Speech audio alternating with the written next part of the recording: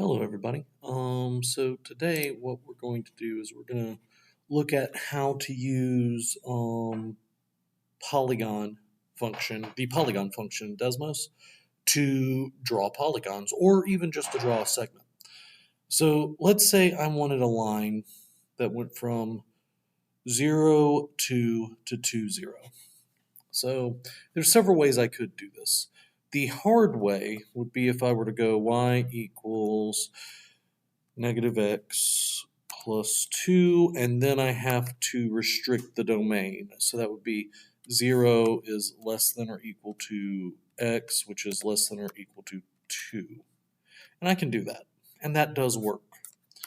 But the thing is, that is a little complicated, simply because you have to write the equation of every line you want.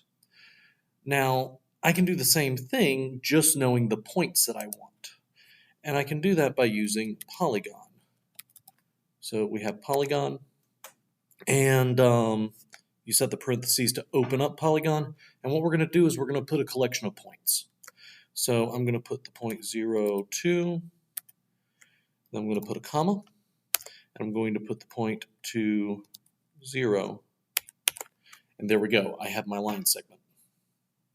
Now, the real beautiful part about this is that I can technically make any polygon I want as long as I have the points identified. So I can go polygon, let's say 1,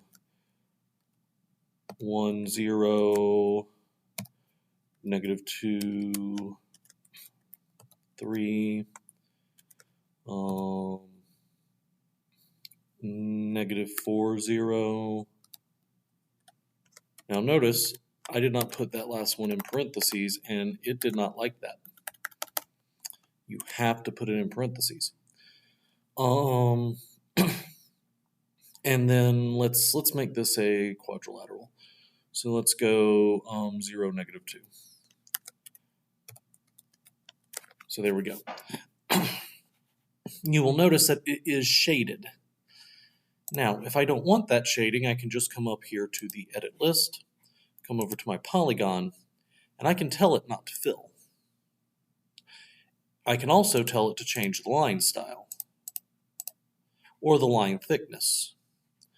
Or if I wanted to, I could make the filling more dramatic. So I could do like 0.8, because that's my opacity level.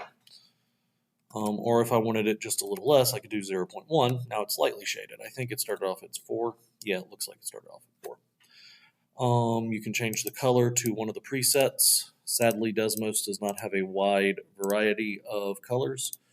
But yeah, there you go. That is how to use the Polygon function to